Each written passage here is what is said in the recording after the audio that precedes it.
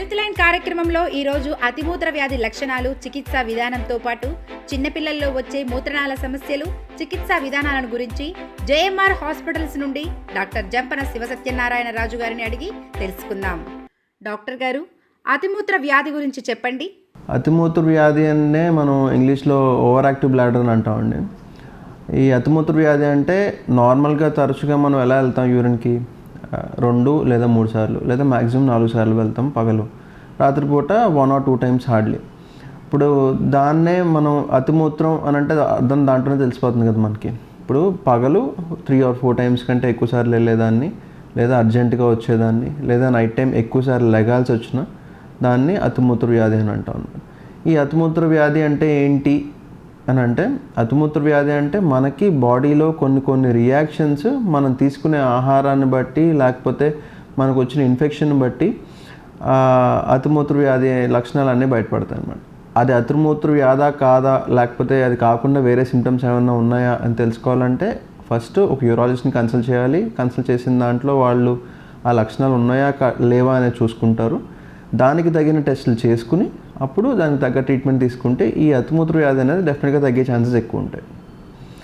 ఈ అతిమూత్ర వ్యాధి నార్మల్గా ఎవరిలో చూస్తాను సార్ ఎక్కువగా అంటే, అతిమూత్ర వ్యాధి కామన్గా మేల్ టు ఫిమేల్ ప్రిడిస్పోజిషన్ చూసుకుంటే ఫిమేల్స్లో కొంచెం ఎక్కువగా చూస్తాం. ఎందుకు అని అంటే ఫిమేల్స్లో ఈజీగా యూరిన్ ఇన్ఫెక్షన్ వచ్చే ఛాన్సెస్ ఎక్కువగా ఉంటాయి. యూరిన్ ఇన్ఫెక్షన్ ఎక్కువ ఎందుకు వస్తాయి, మనకి యూరిన్ పోసుకునే రంధ్రం ఉంటుంది కదా, అది మేల్స్లో కొంచెం లెంతీగా ఉంటుంది అనమాట. యూరెథ్రల్ లెంత్ అనేది ఎక్కువగా ఉంటుంది. అదే ఫిమేల్స్లోకి వచ్చేటప్పటికి హార్డ్లీ 4 centimeters లోపే ఉంటుంది అనమాట. సో దానివల్ల ఈజీగా ఇన్ఫెక్షన్స్ వచ్చే ఛాన్సెస్ ఎక్కువ ఉంటాయి. అంటే అయితే వెజైనల్ సెక్రీషన్స్ దగ్గర నుంచి కానీ అవ్వచ్చు, లేకపోతే వాళ్ళకి ఈ మోషన్ దగ్గర నుంచి అయినా అయ్యి ఉండొచ్చు, లేదా ఈజీ ఇన్ఫెక్షన్స్ వచ్చే ఛాన్సెస్ ఫిమేల్స్లో చాలా కామన్గా ఉంటాయి. వన్స్ ఇలా వచ్చిన తర్వాత వాళ్ళకి దానికి తగ్గట్టు సిమ్టమ్స్ స్టార్ట్ అవుతాయి అన్నమాట. నేను ఇందాక చెప్పినట్టు కొంచెం యూరిన్ ఎక్కువసార్లు వెళ్ళడం కానీ, అర్జెంటుగా రావడం కానీ, ఇవన్నీ ఉంటాయన్నమాట. సో ఈ అతిమూత్ర వ్యాధికి మేల్స్లో చూస్తామా? డెఫినెట్లీ చూస్తాం మేల్స్లో కూడా. బట్ మేల్స్లో దీని రీజన్స్ వేరేగా ఉంటాయి. ఈ అతిమూత్ర వ్యాధికి రీజన్స్ చాలానే ఉంటాయి. కామన్గా ఇందాక చెప్పినట్టు ఫిమేల్స్లో అయితే యూరిన్ ఇన్ఫెక్షన్, మెయిల్స్లో కామన్గా 45 years దాటిన తర్వాత చాలామందికి చూస్తుంటాం. ఎందుకంటే వాళ్ళకి ప్రాస్టేట్ సంబంధించిన సమస్యలు ఉంటాయి కాబట్టి కొంత నీరు లోపల మిగిలిపోయి ఆ మిగిలిపోయిన యూరిన్ని రిపీటెడ్గా ఇన్ఫెక్ట్ అయ్యి మళ్ళీ ఇన్ఫెక్షన్ వల్లే ఈ అతిమూత్ర వ్యాధి అనేది వచ్చే ఛాన్సెస్ ఎక్కువగా ఉంటాయి అన్నమాట. డాక్టర్ గారు, వ్యాధి లక్షణాలు మరియు చికిత్స గురించి వివరించండి. దీని లక్షణాలు ఏంటి సార్ అని అడిగితే కనుక, మనకి ఈ యూరిన్ ఎక్కువసార్లు వెళ్ళడం, నేను యాజ్ యూజువల్ నేను ఫస్ట్ చెప్పినట్టు అతిమూత్రం ఎక్కువసార్లు వెళ్ళడం, అండ్ ఇవే చాలా సివియర్గా కూడా ఉంటాయి సిమ్టమ్స్. అంటే పగలు ఒక్కటే 10 నుంచి 15 సార్లు వెళ్ళడం, నైట్ టైం ఒక 7 to 8 times యూరినేషన్ అవ్వడం. అంటే ఇంకెలా అయిపోతుందంటే ఎక్కువసార్లు యూరినేట్ చేసే కొద్దీ బాత్రూమ్కి బయటికి వస్తూనే ఉంటారు. సో బాగా వెక్స్ అయిపోయి నీరసం అయ్యి వచ్చేస్తూ ఉంటాయి వాళ్ళకి. ఎందుకంటే రిపీటెడ్ యూరిన్కి వెళ్ళాలనిపించినా కానీ ఎక్కువ అమౌంట్లో రాదు, అది కొంత అమౌంట్లోనే వస్తుంది. కాకపోతే రిపీటెడ్గా కాసేపటికి ఒక అరగంటకి మళ్ళీ వచ్చేస్తుంది. వస్తే మళ్ళీ వెళ్ళాలనిపిస్తుంది, వెళ్ళడం మళ్ళీ కొంచెమే వస్తుంది. అంటే మనకి ఎలా అనిపిస్తుంది, లోపలే ఎక్కువ మిగిలిపోతుందేమో, అందువల్లే రావట్లేదేమో అనే ఫీలింగ్లో ఉంటాం కనుక ఇది ట్రిగర్ చేస్తూనే ఉంటుంది అనమాట. రిపీటెడ్గా ట్రిగర్ చేస్తాం.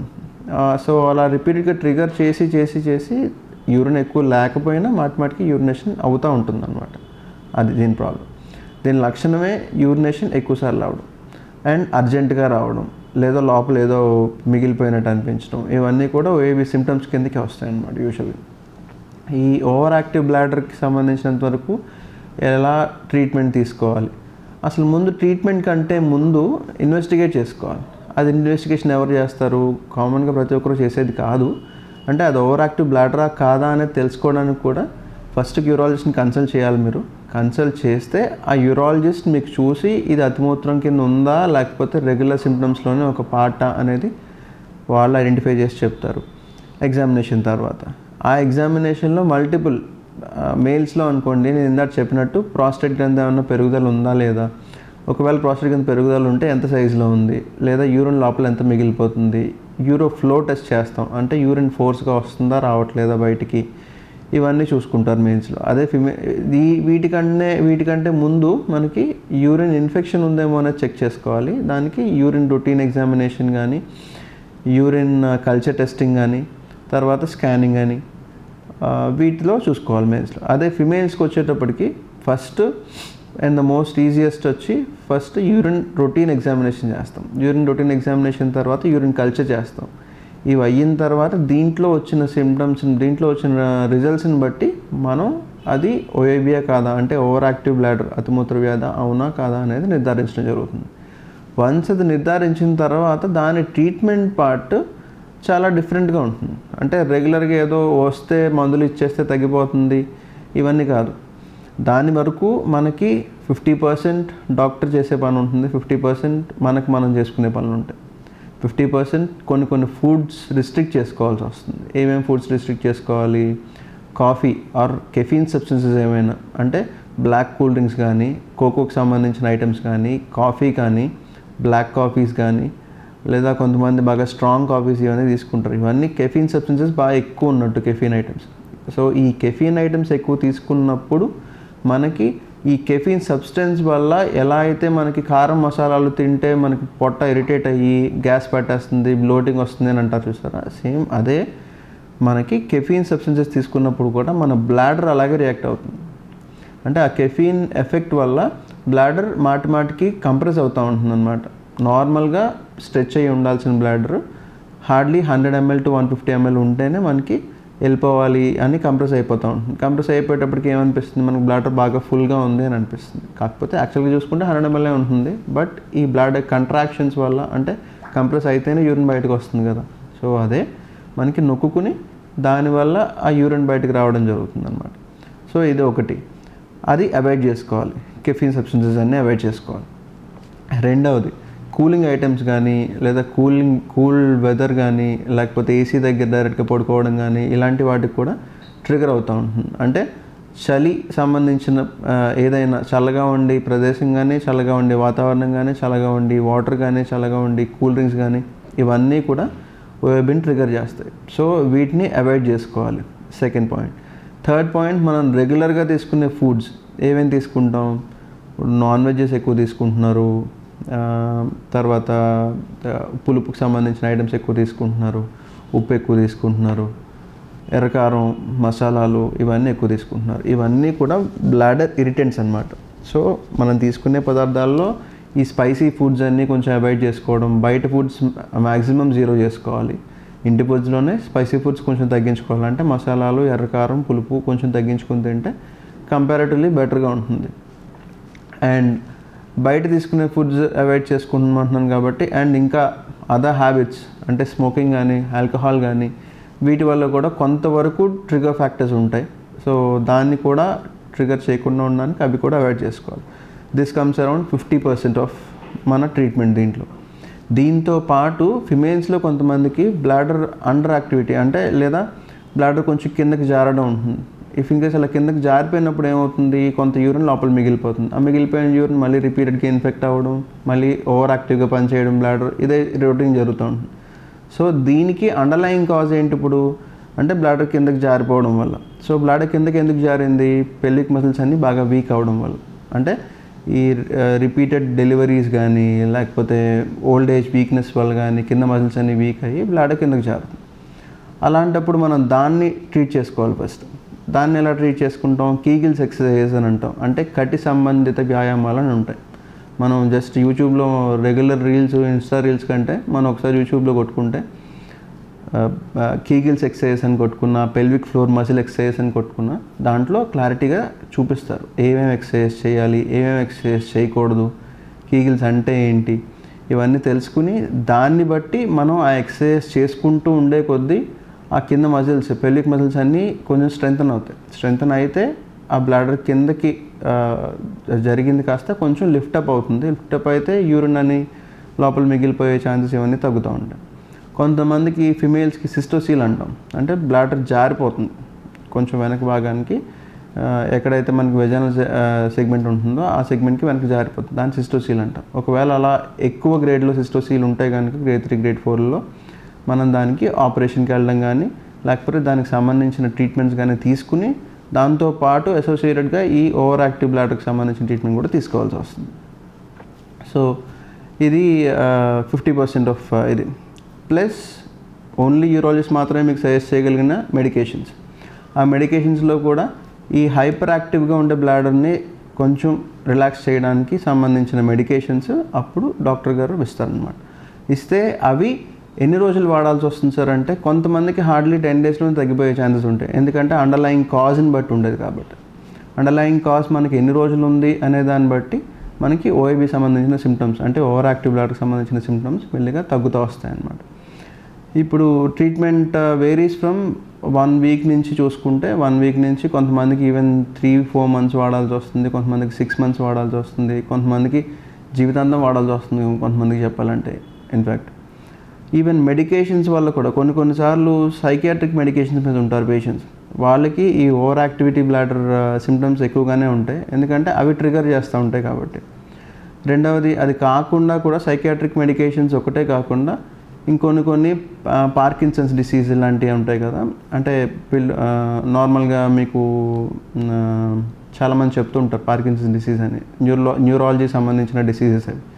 అలాంటివి ఉన్నా కానీ అవి రిపీటెడ్ ట్రిగరింగ్ వల్ల కూడా మనకి ఈ బ్లాడర్ అనేది ఎక్కువ కంప్రెస్ అవ్వడం, దానివల్ల యూరినేషన్ ఎక్కువగా జరిగితే మళ్ళీ దానివల్ల వచ్చిన కంప్లైంట్స్ ఇవన్నీ వస్తుంటాయి అన్నమాట. సో ఈరోజు మనం మాట్లాడుకుంది ఏంటంటే ఒకటి ఓవర్ యాక్టివ్ బ్లాడర్, అది విచ్ ఈజ్ వెరీ కామన్. ఇప్పుడు నన్ను అడిగితే శీతాకాలంలో ఎక్కువ చూస్తాం, వర్షాకాలంలో ఎక్కువ చూస్తాం. ఈ సీజన్లోనే చాలా ఎక్కువగా చూసే రొటీన్ ఇది. దీనికి సంబంధించిన ట్రీట్మెంట్స్ వరకు మీకు ఆల్రెడీ చెప్పాను. దీనికి అసోసియేటెడ్గా ఇంకా మిగతా ఏముంటాయి సార్ అని అడిగితే మగవాళ్ళలో అయితే ప్రాస్టేట్ గ్రంథి పెరుగుదల, అది కూడా ఇదే సీజన్లో. యూజువల్గా వర్షాకాలంలో కానీ శీతాకాలంలో కానీ ఈ ప్రాస్టేట్ సంబంధించిన అంటే నేను ఇప్పుడు చూపించినట్టు ఈ ప్రాస్టేట్ గ్రంథి ఈ కింద ఉంది చూసారా, ఇది బ్లాడర్ కింద మనకి ప్రాస్టేట్ గ్రంథి ఉంటుంది. ఆ గ్రంథి ద్వారానే మనకి యూరిన్ ప్యాసేజ్ అనేది బయటికి జరుగుతుంది. ఆ ప్రాస్టేట్ గ్రంథి సైజ్ పెరిగే ఛాన్సెస్ మగవాళ్ళు ప్రతి ఒక్కరిలోనే ఉంటాయి. 100కి 100% అందరిలోనే సైజ్ పెరిగే ఛాన్సెస్ ఉంటాయి, depending upon age and food హ్యాబిట్స్ని బట్టి, లైఫ్ స్టైల్ని బట్టి, ఉన్న హ్యాబిట్స్ని బట్టి. వీటన్నిటి వల్ల కొంచెం తొందరగా కొంతమందికి కనిపిస్తుంది, కొంతమంది కొంచెం లేట్గా కనిపిస్తుంది. బట్ ఇన్ఎవిటబుల్గా అందరికీ ఈ ప్రాస్టేట్ గ్రంథి పెరుగుదల అనేది మోస్ట్ కామన్ ప్రాబ్లం అని చెప్పడం కంటే అదొక ఫిజియోలాజికల్ ప్రాసెసే. కాకపోతే అది బాగా సైజ్ పెరిగే కొద్దీ ఏమవుతుందంటే కంప్రెస్ చేసేస్తూ ఉంటుంది. అంటే ఇలా నార్మల్గా ఉండే ప్రాస్టేట్ కాస్త ఇలా అవుతుంది. ఫస్ట్ కొంచెం కంప్రెషన్ వల్ల అవుతుంది. ఈ కొంచెం కంప్రెషన్ వల్ల ఏమవుతుంది, లోపల ఇక్కడంతా యూరిన్ మిగిలిపోవడం, స్లోగా రావడం, ఎక్కువసార్లు వెళ్ళడం, అర్జెంటుగా రావడం, ఇవన్నీ. ఇప్పుడు నేను ఏదైతే ఓవర్ యాక్టివ్ బ్లాడర్ సిమ్టమ్స్ చెప్పానో సేమ్ అవే సిమ్టమ్స్ ప్రాస్టేట్లో కూడా ఉంటాయి. మనం దీన్న అనేది మనం డిఫరెన్షియేట్ చేసుకోవాల్సి వస్తుంది. అది మీకు యూరాలజిస్ట్ దగ్గరికి వెళ్తే మీకు ఆయన క్లారిటీగా చూసి విత్ టెస్టింగ్ అల్ట్రాసౌండ్ ఇవన్నీ చేసుకుని దాన్ని బట్టి మనకు తెలుస్తుంది అనమాట. అండ్ దీనికంటే నెక్స్ట్ లెవెల్కి వచ్చేటప్పటికి ఇది పూర్తిగా మూసేయడం అనమాట. అంటే బ్లాడర్ నుంచి బయటకు వచ్చే ఆ ప్యాసేజ్ని పూర్తిగా నొక్కేసేసరికి ఏమవుతుంది, ఇక్కడ కనిపించేదంతా యూరిన్ అంతా లోపల మిగిలిపోయి కొంతమంది ఈ సీజన్లో వెరీ కామన్గా మనకు కనిపించేది పూర్తిగా అబ్స్ట్రక్ట్ అయిపోయింది, యూరిన్ అసలు రావట్లేదు, వెళ్ళాలన్నా వెళ్ళలేకపోతున్నాను, పట్టుభరంగా ఉంది అని వస్తుంటారు. ఇవన్నీ మోస్ట్ కామన్లీ మేల్స్లో అయితే కనుక ఇదే రీజన్ అవుతుంది. ఫిమేల్స్లో అయితే కనుక యూరిన్ ఇన్ఫెక్షన్ ఎక్కువగా కనిపించే కొద్దీ మనకు ఆ యూరిన్ ఇన్ఫెక్షన్ వల్ల కూడా లోపల ఉన్న మ్యూకోజా అని ఒకటి ఉంటుంది అనమాట. బ్లాడర్ లోపల ఒక లేయర్, అది ఆ లేయర్ కొంచెం వాపు వచ్చి ఆ వాపు రావడం మూల మనకి ఫిమేల్స్లో కామన్గా యూరిన్ అడ్డుపడి వెళ్ళటం కానీ, ఎక్కువసార్లు వెళ్ళాలనిపించడం కానీ ఇవన్నీ వాళ్ళలో కనిపిస్తాయి. సో మేల్స్లోకి వచ్చేటప్పటికి ప్రాస్టేట్ అసోసియేటెడ్గా ఉంటుంది, ఫిమేల్స్లోకి వచ్చేటప్పటికి ఇందాక చెప్పినట్టు స్ట్రెస్ ఇన్కాంటినెన్స్ కానీ లేకపోతే బ్లాడర్ కిందకి జారడం కానీ ఈ కంప్లైంట్స్ వల్ల కూడా ఓవర్ యాక్టివ్ బ్లాడర్ అనేది రిపీటెడ్గా అనిపిస్తూ ఉంటుంది. సీజన్స్ ఎందుకు ఇది కామన్గా ఉంటుందంటే నేను ఇందాక ఆల్రెడీ మీకు చెప్పినట్టు ఒకటి చలికాలం బయట వాతావరణం బట్టి, రెండవది వర్షాకాలంలో కూడా చలి ఎక్కువగా ఉంటుంది. అట్ ది సేమ్ టైం మనం నార్మల్గా కూడా బాత్రూంలోకి వెళ్ళి వాటర్ ట్యాప్ చూస్తుంటే మనకు యూరినేషన్ వచ్చినట్టు అనిపిస్తుంది. అంటే అది సెన్సెస్ అనమాట. మనకు ఆ సెన్స్ ఆటోమేటిక్గా అనిపిస్తుంది, కాలు తడిచిన యూరిన్ వచ్చినట్టు అనిపిస్తుంది ఒకవేళ బ్లాడర్ ఫుల్గా ఉంటేనే. బట్ ఇక్కడ కూడా అంతే సేమ్. ఆ వర్షం చూసినా కానీ సేమ్ యూరినేషన్ ఎక్కువసార్లు వెళ్ళడం. రెండవది మనకి దీని ద్వారా అంటే చెమట ద్వారా బయటకు వెళ్ళడం కానీ ఆవిరైపోవడం కానీ ఇవన్నీ ఉండవు కాబట్టి సో రిపీటెడ్గా యూరినేషన్ ఎక్కువసార్లు వెళ్ళాలనిపిస్తుంది అనమాట.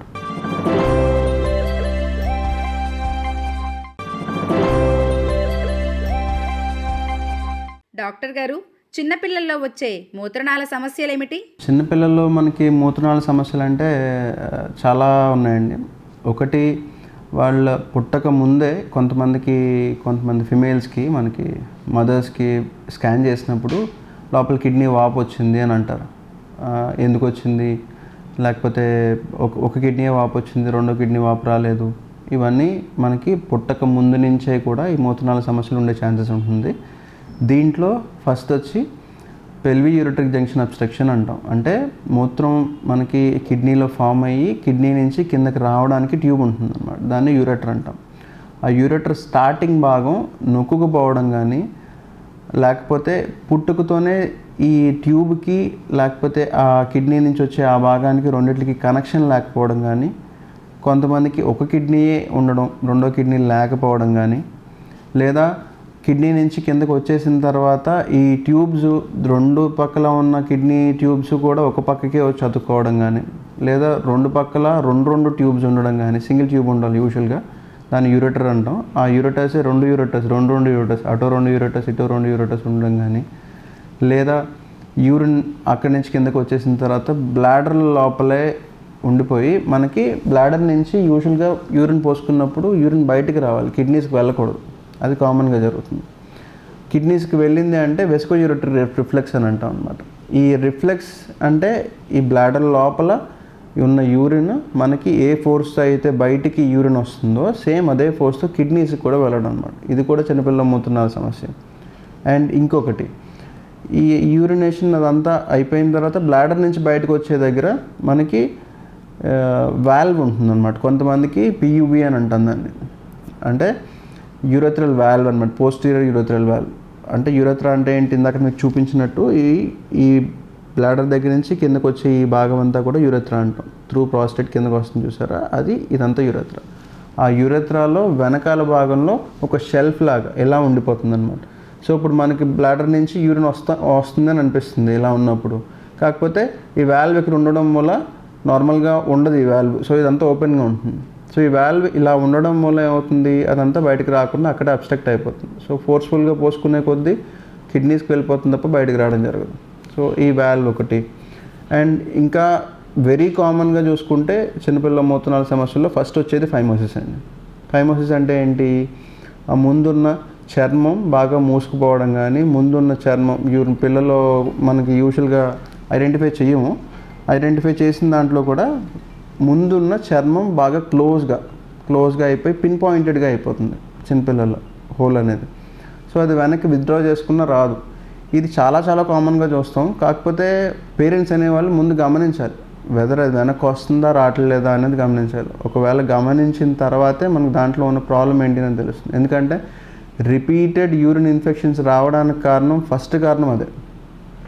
చాలామంది అశ్రద్ధ చేయడం అంటే ఏం లేదు, అంటే అదొకటి ఉంటుంది అనే అవేర్నెస్ లేక ప్రాబ్లం ఇదంతా. నేను అందుకే మళ్ళీ చెప్తున్నాను, ఆ ముందున్న చర్మం భాగం బాగా మూసుకుపోవడం అనేది చిన్నపిల్లల్లో మగవాళ్ళలో వెరీ కామన్, ఆడవాళ్ళు చాలా రేరు.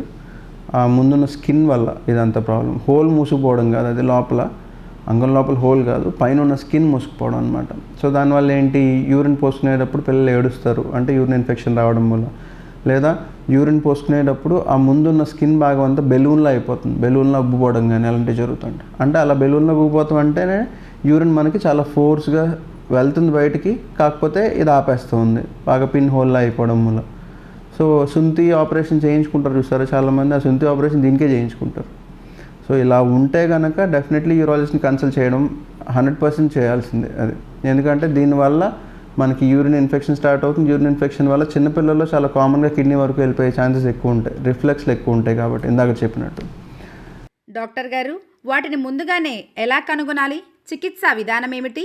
సో ఫస్ట్ అండ్ ఫార్మోస్ట్ పిల్లల్లో చెక్ చేసుకోవాల్సింది మూత్రనాళ సమస్యల్లో ఫైమోసిస్ అంటే ఆ ముందున్న స్కిన్ నొక్కుపోవడం. రెండవది యూరిన్ పోసుకునే నాళం లోపల మనకి వాల్వ్ అలాంటి ఏమైనా ఉందా అనేది చూసుకోవాలి. అది ఎప్పుడు చూస్తాం? ఇన్ కేస్ ఓన్లీ పేషెంట్ అంటే బేబీ కంప్లైంట్ని బట్టి చూస్తాం. అది కూడా ఓన్లీ యూరాలజిస్ట్ మాత్రమే చేయగలరు.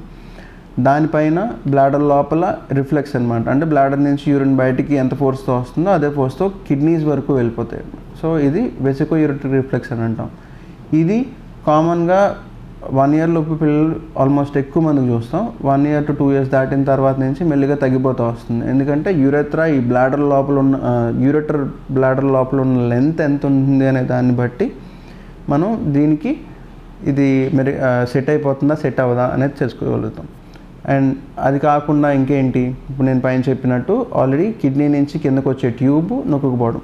ఇది వెరీ కామన్గా మనకి ప్రెగ్నెన్సీలో ఉన్న మదర్స్ చాలా మందిలో చూస్తుంటాం. వాళ్ళు కంగారు పడతారు అండ్ చాలామంది వస్తుంటారు. వాళ్ళకి బేబీ డెలివరీ అయిపోయిన తర్వాత మళ్ళీ చెక్ చేసుకోవాలని చెప్తుంటాం.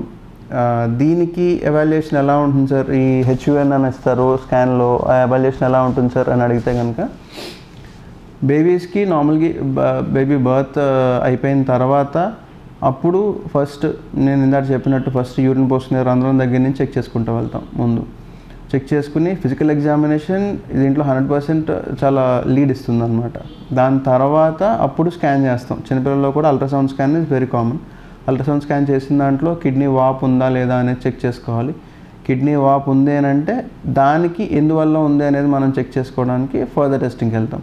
అంటే సిస్టోయూరెథ్రోగ్రామ్ ఎంసీయూజీ చేస్తాం అనమాట. అంటే యూరిన్ పోసుకునే రంధ్రం నుంచి ఒక చిన్నపాటి ట్యూబ్ దాని లోపలికి పంపించి బ్లాడర్ లోపల కాంట్రాస్ట్ అనే మెటీరియల్ని పెట్టి అప్పుడు బాబుని యూరినేట్ చేసేలా చేస్తాం. యూరినేట్ చేసేటప్పుడు ఈ కింద నుంచి ఏమైనా రిఫ్లెక్స్ పైకి వెళ్ళిందా అనేది చూసుకుంటా ఉన్నాం. ఇది అయిపోయిన తర్వాత ఇది లేదు బాగానే ఉంది అని అనుకున్న తర్వాత అప్పుడు పైకి వెళ్ళాం.